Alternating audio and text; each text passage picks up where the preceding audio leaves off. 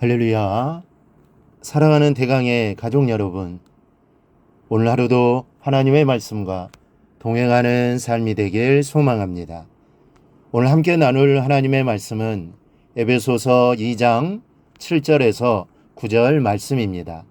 이는 그리스도 예수 안에서 우리에게 자비하심으로써 그 은혜의 지극히 풍성함을 오는 여러 세대에 나타내려 하심이라.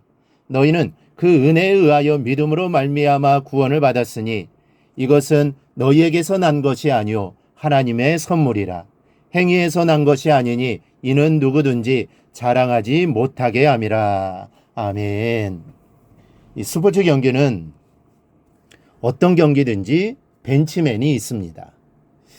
평소에 이 실전에 배치되어 활약하지는 않지만 혹 주전 선수들에게 무슨 일이 있을 때 대신하여 나가 싸울 수 있도록 이 벤치에 앉아 기다리는 후보 선수들을 말합니다. 그런데 경기에 승리를 하면 주전 선수들만 메달을 받는 것이 아닙니다. 후보 선수들도 역시 함께 상을 받게 됩니다. 물론 우승한 기쁨은 하나지만 시상대에 올라서 있는 후보 선수들은 보면 왠지 모를 쑥스러움이 눈에 보입니다. 왜 그러냐면 경기에 떳떳한 공헌을 하지 못했기 때문입니다. 내가 뛰지 않았기에 자랑할 것이 없기 때문이죠. 그저 주전 선수들이 잘 띄워준 은혜로 한 일 없이 받은 상이기 때문입니다.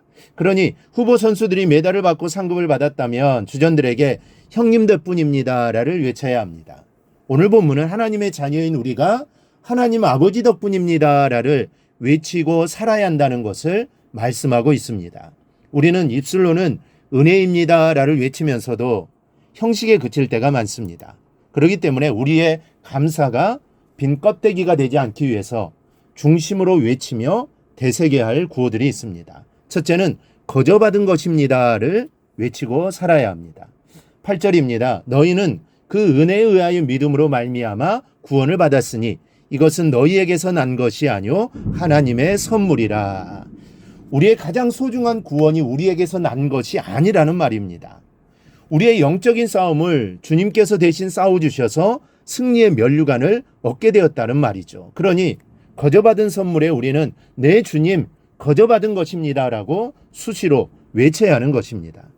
어떤 믿음의 사람이 하나님은 실수가 없는 거룩한 사람들보다 매일 실패하고 다시 결심하는 죄인들과 더욱 가까이 계십니다라고 말했답니다.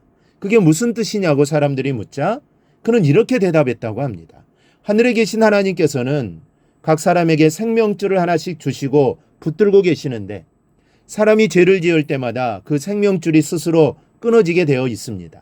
하나님께서 그때마다 그 끊어진 줄을 다시 잡아 묶어 매듭이 하나씩 생기게 되는데 거듭거듭 죄를 지을 때마다 매듭이 더 생기게 되고 생겨진 매듭의 길이만큼 인간은 하나님과 더욱 가까워지기 때문입니다. 여러분, 우리가 하나님과 가까워진 것이 우리가 한 일일까요? 또 하나님과 가까워지어서 누리고 있는 이 귀한 것들이 우리가 한 일 덕분일까요? 우리가 한 일이라곤 더욱더 죄를 지은 것밖에 없습니다. 그럼에도 우리가 하나님 가까이 있어서 이 은총을 누리는 것은 죄로 끊어질 때마다 사랑과 용서의 매듭으로 묶어주신 주님의 은혜의 덕분일 뿐입니다. 그러니 우리는 거저받은 것입니다. 감사합니다를 외치며 살아가야 하는 겁니다. 둘째는 자랑할 것이 없습니다를 외치며 살아야 합니다. 나폴레옹은 나의 사전에는 불가능이란 없다라는 명언을 남겼습니다. 그러나 그의 말은 거짓말이었습니다. 인생의 내리막길에서 나폴레옹은 한없이 처량한 하나의 인간에 불과했습니다. 감히 사람이 무엇이기에 자신이 얼마만큼이나 위대한 존재라고 불가능을 운운할 수가 있겠습니까? 할 수 있게 능력을 주시는 분은 하나님이십니다. 내가 가지고 있는 성공도 행복도 다 손으로 수고하고 내가 노력하고 내가 가꾼 것 같지만 사실상은 내가 한 것이 아닙니다. 오직 하나님께서 내게 있는 모든 것을 은혜로 내려주신 겁니다. 그러므로 우리는 하나님 앞에서 자랑할 것이 하나도 없습니다를 외치며 살아야 하는 것이죠. 본문도 이 사실을 말씀합니다. 행위에서 난 것이 아니니 이는 누구든지 자랑하지 못하게 함이라. 혹 우리가 무언가를 성공적으로 감당할 때가 있습니다. 그럴 때면 누군가가 좀 알아줬으면 하는 마음이 불끈 솟아나게 됩니다. 누구에게든 자랑하고 싶은 생각이 듭니다. 그럴 때 우리는 주님께서 들려주신 교훈에 귀를 기울여야 합니다. 너희 중 누구에게 밭을 갈거나 양을 치거나 하는 종이 있어 밭에서 돌아오면 그더러 고도와 앉아서 먹으라 말할 자가 있느냐? 도리어 그더러 내 먹을 것을 준비하고 띠를 띠고 내가 먹고 마시는 동안에 수종 들고 너는 그 후에 먹고 마시라 하지 않겠느냐? 명한 대로 하였다고 종에게 감사하겠느냐? 이와 같이 너희도 명령받은 것을 다 행한 후에 이르기를 우리는 무익한 종이라 우리가 하여야 할 일을 한 것뿐이라 할지니라. 우리가 할 수 있는 말은 나는 무익한 종이라는 것과 할 일을 한 것뿐이라는 말입니다. 모든 것이 주님께서 다 주신 것입니다. 모든 것이 선물이요 은혜입니다. 여러분, 자랑하기를 좋아해서는 안 됩니다. 세상적인 자랑은 악이라고 했습니다. 자랑이 한계를 넘어서면 교만이 되고 교만은 패망의 선봉에 서 있기 때문입니다. 그러므로 우리 모두 하나님 앞에서 겸손하게 살아가기를 바랍니다. 여러분, 은혜는 낮은 곳으로 흘러들기 때문입니다. 오늘 하루 겸손하기를 기도하는 시간이 되기를 바랍니다.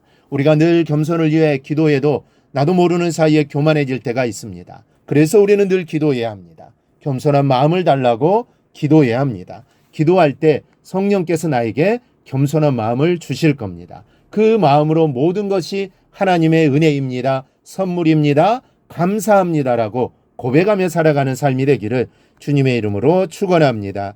오늘 묵상한 말씀을 굳게 잡고 삶으로 실천하며 살아내는 대강의 모든 성도들이 되기를 축복합니다.